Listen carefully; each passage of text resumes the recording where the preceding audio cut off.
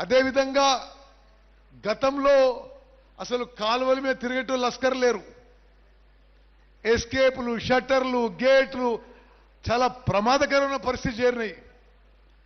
మనం అధికారంలో వచ్చిన తర్వాత ప్రభుత్వం ఏర్పాటు చేసిన తర్వాత 1800 మంది లస్కర్లని అవుట్ సోర్సింగ్ చేసి కాలువల మీద తిరగడానికి, షట్టర్లు, గేట్లు చెక్ చేసుకోవడానికి రకరకాల చర్యలు తీసుకున్నాం. అదేవిధంగా ఈరోజు ప్రస్తుతం ఉన్న మన కాంగ్రెస్ ప్రభుత్వంలో ముఖ్యమంత్రి రేవంత్ రెడ్డిగా, ఉప ముఖ్యమంత్రి బట్టి విక్రమార్కగా, మరి కేబినెట్ మంత్రులందరం కూడా ఇరిగేషన్ శాఖకి అధిక ప్రాధాన్యత ఇచ్చి ఈ సంవత్సరం బడ్జెట్లో 23,000 కోట్లు కేటాయించడం జరిగింది. మన నల్గొండ జిల్లా విషయంలో మరి ఎస్ఎల్బిసి టనల్ విషయంలో కొంత సెట్ బ్యాక్ అయిన మాట వాస్తవం. అయినా సరే జాతీయ స్థాయిలో ఎక్స్పర్ట్స్ కమిటీ వేసి అది ఏ విధంగా ముందుకు పోవాలని చెప్పి టెక్నికల్గా ఎంక్వైరీ చేసే విధంగా ఏ విధంగా ముందుకు పోయి టనల్ పనులు పూర్తి చేయాలని చెప్పి ఒక కమిటీ ద్వారా నిర్ణయం జరుగుతుంది. తప్పకుండా ఉమ్మడి నల్గొండ జిల్లా ప్రజల ఆకాంక్ష మేరకు ఏదో విధంగా ఈ మా టర్మ్లో ఎస్ఎల్బిసి టనల్ పనులు పూర్తి చేస్తామని చెప్పి నేను సభాముఖంగా మనం చేస్తున్నాను. అదేవిధంగా డిండి ప్రాజెక్టు కూడా చాలా కాలం నిర్లక్ష్యానికి గురైంది. ఈ మధ్యనే ఏదుల డిండి ప్రాజెక్టుకి 1800 కోట్లు మంజూరు చేసి టెండర్లు పిలిచి పనులు మొదలెట్టే స్టేజ్కి వచ్చినాం. చాలా కాలం కింద ఆగిపోయిన గంధమల్ల రిజర్వాయర్ పనులు కూడా తిరిగి పునఃప్రారంభిస్తున్నాం. కోమటిరెడ్డి వెంకటరెడ్డి గారు ఎంతో కాలం నుంచి ఉదయ సముద్రం ప్రాజెక్టు పూర్తి చేయడానికి నిరంతరం కష్టపడుతూ ముందుకు పోతుంటే 10 ఏళ్ల పాటు ఆ పనులు ఆపిపెట్టిండ్రు. మేము రాగానే అవసరమైన నిధులు కేటాయించి ల్యాండ్ అక్విజిషన్ చేసి ఆ పనులు కూడా వేగవంతంగా ముందుకు తీసుకుపోతున్నాం. ఈ విధంగా ఉమ్మడి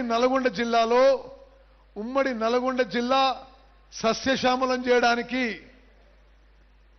అన్ని నియోజకవర్గాల్లో ఇరిగేషన్ శాఖ పనులని వేగవంతం చేస్తూ అదేవిధంగా ఎక్కడెక్కడ గ్యాప్స్ ఉన్నాయో, ఏ కారణంగా పనులు డిలే అవుతున్నాయో అవన్నీ పరిశీలిస్తూ సమీక్ష చేస్తూ ముందుకు పోతున్న విషయం కూడా నేను మనం చేస్తున్నాను.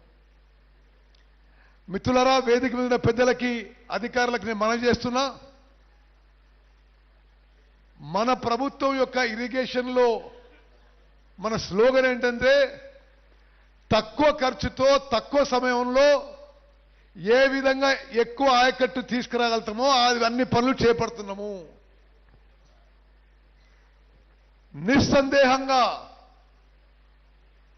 నిస్సందేహంగా ఒక విషయం తెలియజేస్తున్నాను. కాళేశ్వరం ప్రాజెక్టుపై ఎక్కువ ఫోకస్ పెట్టి దక్షిణ తెలంగాణకి గత ప్రభుత్వంలో అన్యాయం జరిగిన విషయం చాలా స్పష్టంగా అవుపడుతుంది. అసలు ఇప్పుడు దేనికి పనికి రాకపోయినా కాళేశ్వరం ప్రాజెక్టులో గతంలో 94,000 కోట్లు ఖర్చు పెట్టిండ్రు. అదే 94,000 కోట్లు వేరే ప్రాజెక్టుకు పెడితే ఇప్పటి వరకు ప్రాణహిత చేవెళ్ళు అయిపోయేది, ఎస్ఎల్బిసి అయిపోయేది, డిండి అయిపోయేది, దేవాదులు అయిపోయేది, పాలమూరు రంగారెడ్డి అయిపోయేది. అదే ఖర్చుతో, ఆ ఒక్క ఖర్చుతో ఇన్ని ప్రాజెక్టులు అయిపోయాయి. సీతారాం ప్రాజెక్ట్ అయిపోయేది. మరి డిజైన్ లోపమో, అసమర్థతనో, అవినీతో ఏ విధంగా మరి కాళేశ్వరం ప్రాజెక్టుకి వాళ్లే అన్న మేడిగడ్డ బ్యారేజ్ కూలిపోయిందో మనందరం గమనిస్తున్నాం. వాళ్ళ టైంలోనే డిజైన్ అయింది, వాళ్ళ టైంలోనే నిర్మించిండ్రు, వాళ్ళ టైంలోనే కూలిపోయింది. దానికి ఆ ప్రాజెక్టు పెట్టిన ఖర్చు, ఆ ఒక్క ఖర్చుతో ప్రాణహిత చెవెళ్ళు అయిపోయేది, పాలమూరు రంగారెడ్డి అయిపోయేది, ఎస్ఎల్బీసీ అయిపోయేది, డిండి అయిపోయేది, సీతారాం సాగర్ ప్రాజెక్ట్ అయిపోయేది, దేవాదులు అయిపోయేది. ఇన్ని ప్రాజెక్టులని నిర్లక్ష్యం చేసి ఉదయ సముద్రం అయిపోయేది. అదే ఖర్చుతో ఇన్ని ప్రాజెక్టులు అయిపోతుంటే వీటిని నిర్లక్ష్యం చేసి దాని మీద ఫోకస్ చేసి తెలంగాణ రాష్ట్రానికి, తెలంగాణ ప్రజలకి, తెలంగాణ రైతాంగానికి అన్యాయం జరిగిన విషయం కూడా యావత్ తెలంగాణ ప్రజలు, రైతులు గమనిస్తున్నారు. దానికి చేసిన ఖర్చు ద్వారా గతంలో జస్ట్ నేను కొన్ని లెక్కలు చెప్తా. గత 10 ఏళ్లలో ఇరిగేషన్కి పెట్టిన ఖర్చు 1.81 lakh crores, 1,81,000 కోట్లు ఖర్చు పెట్టి ఎస్ఎల్బీసీ అట్నే ఉండిపోయింది, డిండి అట్నే ఉండిపోయింది, దేవాదుల పూర్తి చేయలే, మరి సీతారాం సాగర్ పూర్తి చేయలే, పాలమూరు రంగారెడ్డి పూర్తి చేయలే, ఆనాడు పెండింగ్ ఉన్న కల్వకుర్తి, నెట్టెంపాడు, కోయిల్ సాగర్ భీమా పూర్తి చేయలే, ప్రాణహిత చేవలు చేపట్టలే. మరి 1.81 lakh crores ఖర్చు పెట్టి కేవలం నామమాత్రం ఆయకట్టే వచ్చింది. 27,000 కోట్లు ఖర్చు పెడితే పాలమూరు రంగారెడ్డిలో కొత్తగా వచ్చిన ఆయకట్టు 0. 8,000 కోట్లు ఖర్చు పెడితే సీతారాం సాగర్లో కొత్తగా వచ్చిన ఆయకట్టు 0.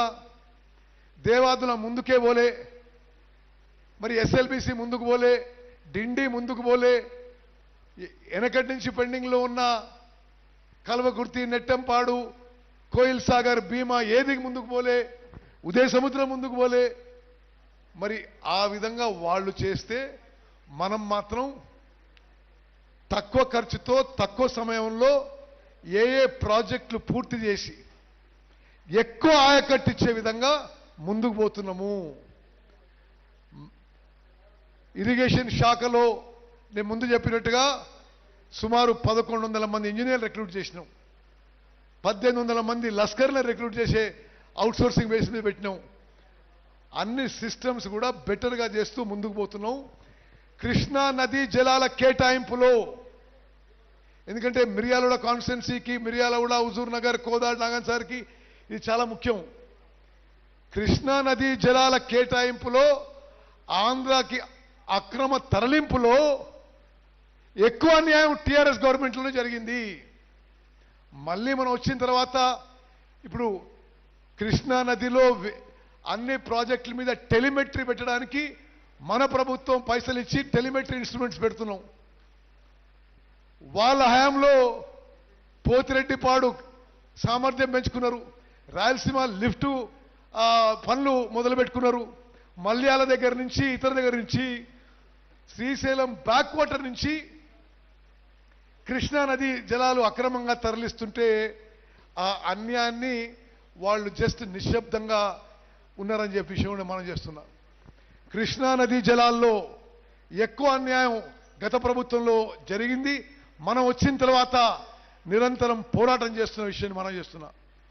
గోదావరి జలాల్లో, సీతారాం సాగర్లో మనం వచ్చిన తర్వాత గోదావరి నదీ జలాల్లో 67 టీఎంసీలు నీటి కేటాయింపులు చేయించినాం. అదేవిధంగా పాలమూరు రంగారెడ్డికి, సమ్మక్క సారకు కూడా నీటి కేటాయింపుల ప్రక్రియ అడ్వాన్స్ స్టేజ్లో ఉంది.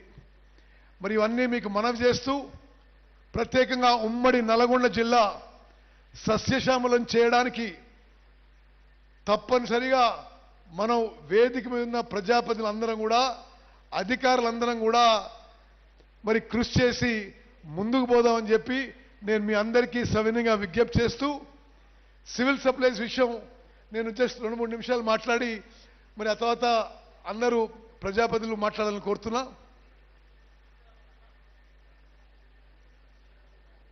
ఇప్పుడు యాసంగి వరి పంట ధాన్యం కొనుగోలు జరుగుతుంది.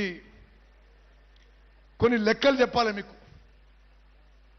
పోయిన వానాకాలం పంటలో తెలంగాణలో 66.7 లక్షల ఎకరాల్లో 153.5 లక్షల మెట్రిక్ టన్నుల వరి ధాన్యం పండించిన ఘనత మన ప్రభుత్వానికి, మన రైతులది. ఈ పంట యాసంగి ఇప్పుడు వస్తున్న పంట బంపర్ పంట. ఈ పంటలో 55 లక్షల ఎకరాల్లో 127 లక్షల మెట్రిక్ టన్నుల ధాన్యం పండించడం జరిగింది. అంటే రెండు కలిపితే 280 లక్షల మెట్రిక్ టన్నుల వరి ధాన్యం ఈ కాంగ్రెస్ ప్రభుత్వం అధికారులు వచ్చిన తర్వాత పండడం జరిగింది. ఇది తెలంగాణలోనే రికార్డు. ఉమ్మడి